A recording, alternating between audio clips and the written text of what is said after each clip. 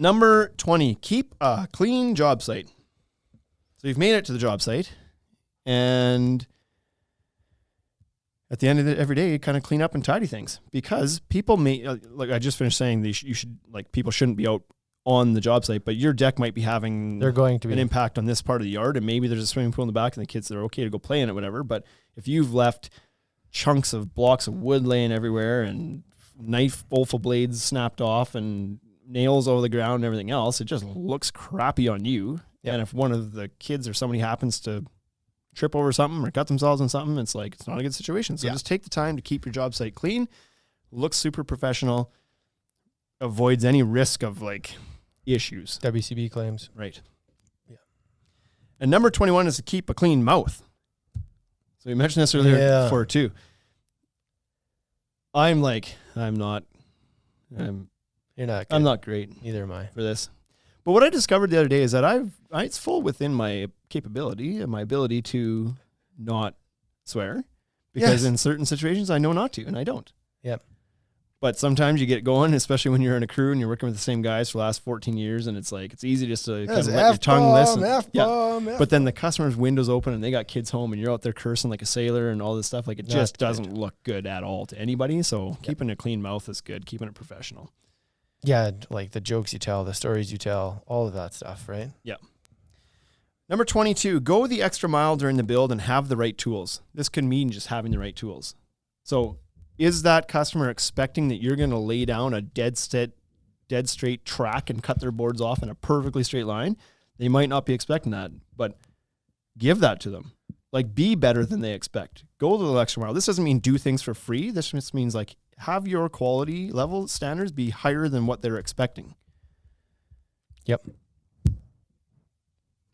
And that no need to elaborate on that one. That can be part of like clean the job site too, going the extra mile. They already have. They don't expect that maybe, right? Yeah, everybody already has an idea of how bad contractors are, so just clean that up. Like, if your guys smoke, clean up the cigarette butts. If you're cutting a miter and it's just not perfect, like, make it perfect. Take a little bit of time. They gave you $20,000. Well, pretend like that happened. Yeah, exactly. So this could be something simple too. Maybe you do throw in a little bit extra.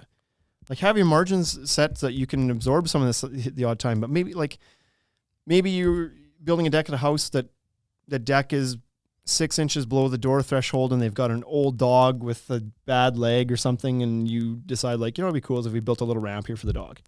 And they didn't expect that. You had some scrap lumber sitting around. It took you 15 minutes to build it. Yeah. You know how far that would go with somebody? I know we had a decked out contracting here in Regina that did a big deck for the lawn bowling club here.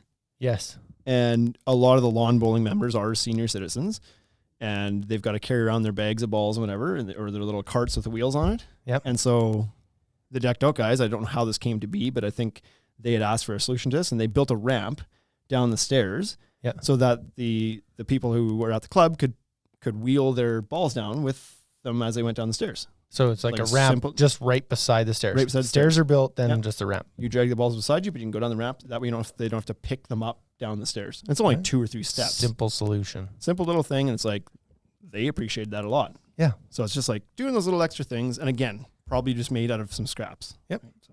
Yeah. Number 23 is to provide change orders. So things change on a job often, especially on bigger projects where the customer decides, I actually don't like how that looks and feels, or, you know what, I think we do want to do the lights there. I know we said no, but we want to. And so it's easy enough to just be like, yep, sounds good. On you go, continue on. Then you go to build out at the end of the job, and it's like, what's this $1,500 for? Well, that's the lights you want to add in. Well, I didn't think it was going to be $1,500. You can avoid those problems by simply... Well, 2 ways. You've already had it on your estimate. Here's if your it's something that upgrades. was already there, yeah. Exactly, yeah. And then you just... The change order is official. Yeah.